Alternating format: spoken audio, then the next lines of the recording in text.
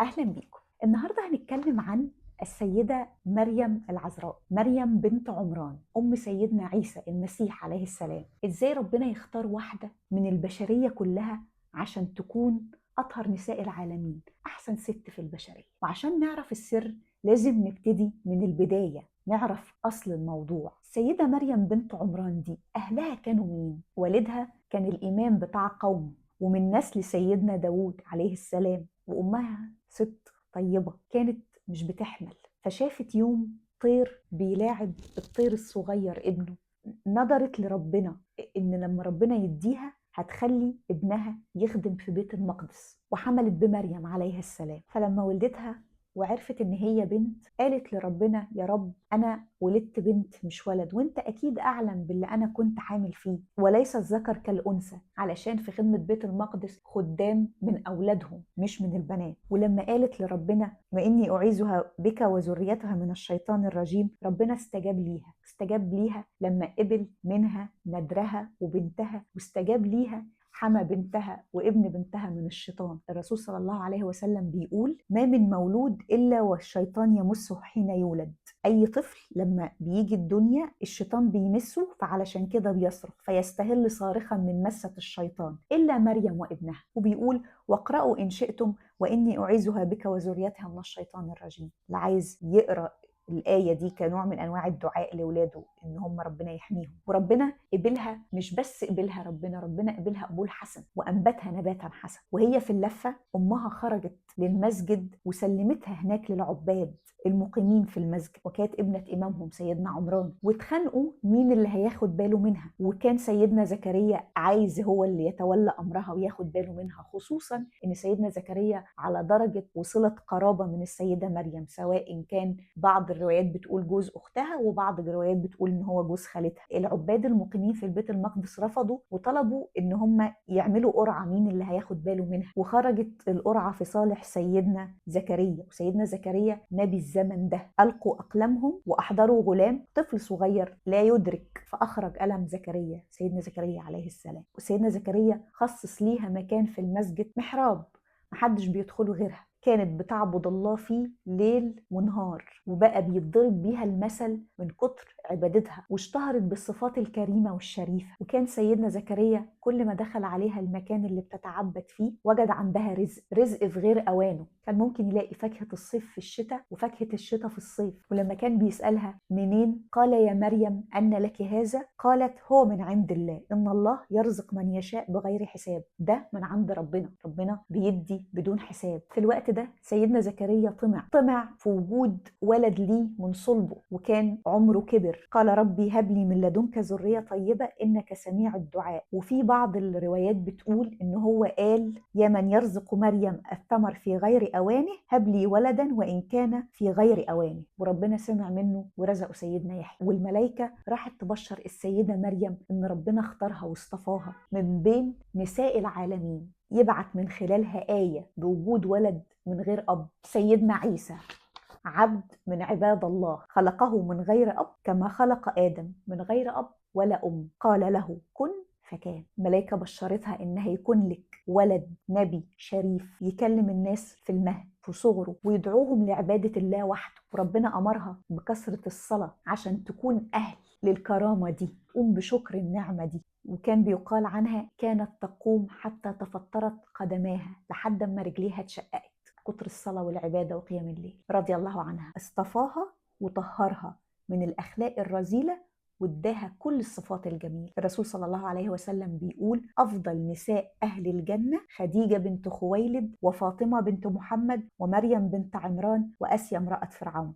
الرواية بتقول إن ربنا أرسل إليها سيدنا جبريل عليه السلام، خرجت من المحراب بتاعها كانت بتجيب حاجة ضرورية سواء أكل أو مية، انفردت وحدها شرق المسجد الأقصى، بعت إليها الروح الأمين سيدنا جبريل عليه السلام، فتمثل لها بشر، كلمها وقال لها: أنا رسول ربك، وبشرها أن ربنا هيديها ابن يكون نبي شريف مؤيد بالمعجزات. واستغربت واندهشت ازاي يكون ليها ولد وهي ملهاش زوج، مش متجوزة. فرد عليها ان الله قادر على كل شيء، فسلمت امرها لله وعرفت ان دي محنة عظيمة، لأن الناس هيتكلموا لأن هم مش عارفين حقيقة الأمر وجهلاء بيه. ولما جالها الطلق اضطرها لجذع نخلة. في الوقت ده تمنت الموت، رغم إن هي من العابدات ومن بيت نبوة كريم، إلا إن هي من كتر ما حملت الهم إن الناس هيتهموها ومش هيصدقوها. فناداها سيدنا جبريل عليه السلام: ألا تحزني، كلي واشربي وقري عينا، ارتاحي واطمني، لأن ربنا متوليكي وربنا هيظهر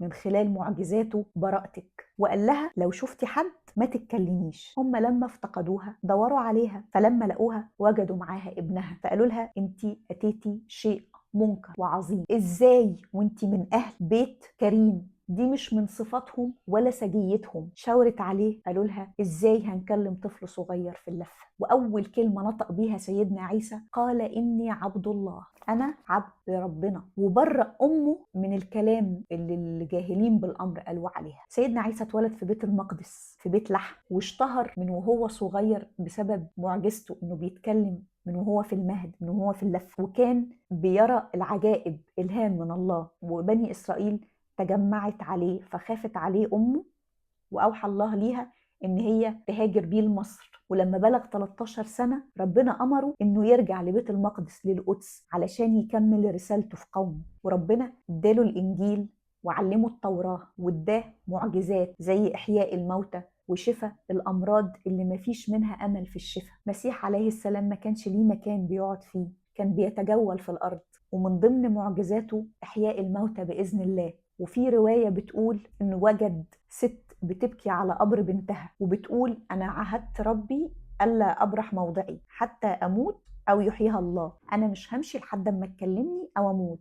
فسيدنا عيسى قال لها: إن نظرتي إليها أراجعة أنت؟ يعني لو شفتيها تروحي؟ قالت له آه. فصلى ركعتين ونادى على بنتها، ونادى على قبر بنتها: يا فلانة قومي بإذن الرحمن الرحيم. البنت ربنا رد فيها الروح وقالت: يا أمي اصبري واحتسبي، فلا حاجة لي في الدنيا يا روح الله وكلمته، اللي هو سيدنا عيسى، سل ربي أن يردني إلى الآخرة وأن يهون علي كرب الموت.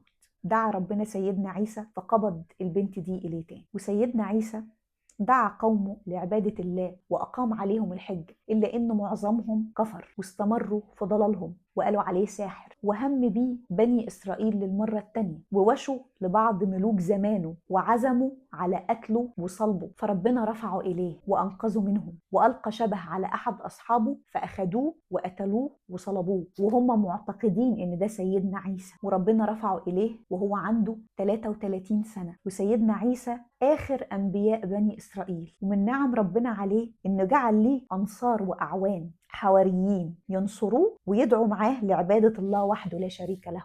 وكانوا من قرية الناصرة في فلسطين، عشان كده بيتسموا نصارى. وسيدنا عيسى عليه السلام من ضمن معجزاته، سيدنا عيسى عليه السلام كان أمر الحواريين بصيام 30 يوم لله. لما أتموها سألوه إن ربنا ينزل عليهم مائدة من السماء ياكلوا منها، وتطمن قلوبهم إن ربنا استجاب منهم، وتكون لهم عيد يفطروا عليه، وتكون كافية ليهم جميعا بكل عددهم، والغني والفقير وكل الناس. فوعظهم سيدنا عيسى وخاف إن هم ما يقوموش بشكر نعمة ربنا ليهم. تضرع لربنا وطلب منه ودعا إن هي تكون رحمة مش نقمة، وقال: بسم الله خير الرازقين. نزلت مائدة من السماء. وسيدنا عيسى من ضمن صفاته الزهد في الدنيا، وإن هو هيبقى على رأس الزاهدين يوم القيامة، والفارين من ذنوبهم هيحشروا يوم القيامة مع سيدنا عيسى. وكان بعض الكلام اللي بينسب إليه بيقول: أصبح وليس لي شيء، وأمسي وليس لي شيء، فأنا طيب النفس غير مكترث، فمن أغنى مني وأربح؟ أنا مرتاح، لا ليا ولا عليا. سيدة مريم عليه السلام بقيت بعد ما ربنا رفع سيدنا عيسى 5 سنين، وماتت وهي عندها 53 سنة. وأخبرها سيدنا جبريل أن الله رفع عيسى إليه، من سيدنا عيسى عند ربه. وسيدنا عيسى عليه السلام الرسول صلى الله عليه وسلم قال إن هو هينزل آخر الزمان، هينزل الأرض تاني علشان يكمل مهمته وينشر العدل وينشر السلام، ويهلك الله في وجوده وفي زمنه المسيح الدجال. فيمكث 40 سنة ثم يتوفى ويصلي عليه المسلمون ويدفن على الأرض. رسالة تأكيد هيكملها على توحيد الله، وبعض الأقوال بتقول إن هو هينزل على المنارة البيضاء في دمشق.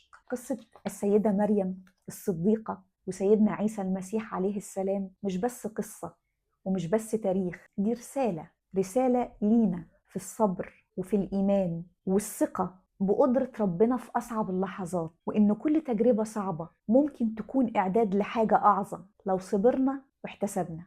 سيدة مريم عليها السلام وسيدنا عيسى المسيح عليه السلام. شكرا لكم.